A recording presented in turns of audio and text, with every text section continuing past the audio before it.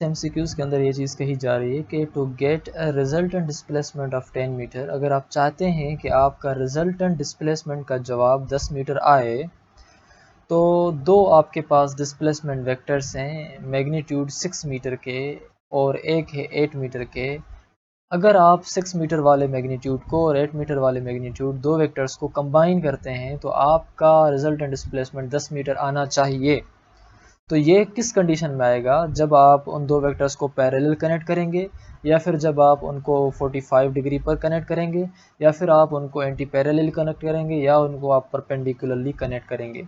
देखें, अगर आप रिजल्टेंट लेते हैं तो रिजल्टेंट लेने से पहले आपको कुछ डेटा चाहिए वेक्टर्स की। ए वेक्टर जो है आपका 10 मीटर है और जो बी वेक्टर है आपका वो 6 मीटर है। अब आपको चाहिए उन दोनों वेक्टर्स को मिलाने के बाद रिजल्टेंट।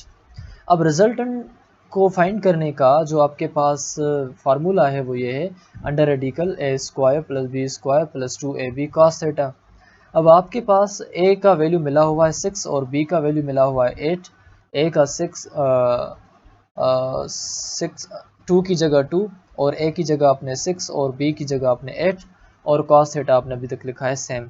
जब आप 6 टाइम्स 6 करते हैं तो 36 आंसर आता है, 8 टाइम्स 8 करते हैं तो 64 जवाब आता है। जब आप तीनों को मल्टीप्लाई करते हैं तो आपको आंसर आता है 96। अब आपके पास ये वैल्यू आ चुका है। अब आपकी बारी है कि आप एंगल कौन सी पुट करते हैं, लेकिन यहाँ कंडीशन ये है कि आपने एंगल वैसी पुट करनी है या ऐसी पुट करनी है जिस एंगल के पुट करने से जवाब जो हो वो आपका 100 आए। तो अब आप अगर 36 प्लस 64 को ऐड करते हैं तो आपको 100 आता है जवाब और 96 cos थीटा है। अब आपको जो है सिर्फ और सिर्फ इस वैल्यू का जो है वो लेना है, यानी कि आपका वैल्यू सिर्फ और सिर्फ कितना है, 10 है। सॉरी, आपके पास ये वैल्यू है और 100 का अंडर रेडिकल 10 होता है। 96 cos थीटा की जगह अगर थीटा की जगह आप अगर 90 डिग्री पुट करते हैं तो इसका मतलब है कि ए और बी दोनों वेक्टर्स परपेंडिकुलर हैं। मतलब अगर आप सपोज करते हैं कि दोनों वेक्टर्स परपेंडिकुलर हैं, आपने 90 पुट किया तो cos 90 का जवाब आता है 0।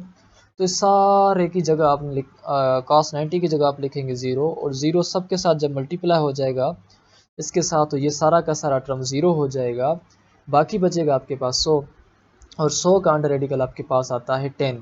अब ये कंडीशन है जब आपकी थीटा परपेंडिकुलर होंगे दो वेक्टर और थीटा होगी 90 डिग्री, तब जो रिजल्टेंट है वो 10 मीटर आएगा।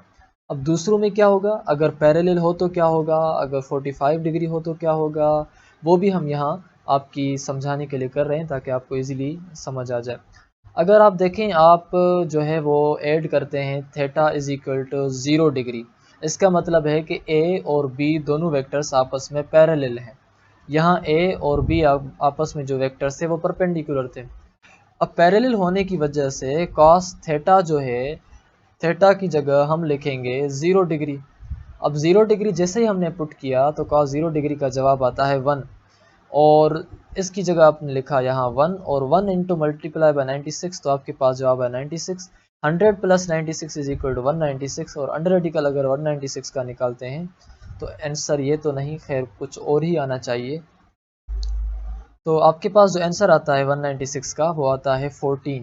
जैसा कि हमने अभी कैलकुलेटर से मालूम किया तो 14 आंसर आ रहा है, लेकिन ये 14 10 के बराबर नहीं है, तो इसका मतलब हमारा एमसीक्यूज के हिसाब से ये ऑप्शन सही नहीं है।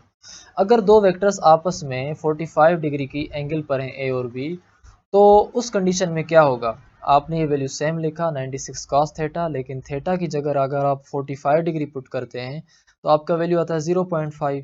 0.5 आपने इसकी जगह लिखा तो 0.5 मल्टीप्लाई 196 के साथ तो आपका आंसर है 47 और 100 प्लस 47 इज इक्वल 147 और 147 का आंसर आता है 6.8। तो ये भी रिजल्टेंट सही नहीं है। अगर आप दोनों वेक्टर्स को एंटी पैरेलल लेते हैं तो आपका आंसर cos 180 डिग्री को पुट करने से जवाब -1 आता है और यहाँ आपने जब -1 पुट किया तो -1 into plus is equal to minus, तो 96 जब 100 में से माइनस करते हैं तो आपको आंसर आता है 4 और अंडर रेडिकल 4 का जो है आंसर आता है 2। तो ये सारे आंसर्स जो हैं आपके वैसे नहीं आ रहे कि वो 10 हों, हमें कह रहा है कि आप ऐसा एंगल पुट करें इन चारों में से जिससे एंगल का आंसर टोटल आंसर रिजल्टेंट का 10 मीटर आए। तो वो सिर्फ और सिर्फ है आपका परपेंडिकुलर। तो इस हिसाब से आपकी जो एंगल्स ऑप्शन सही है वो डी है।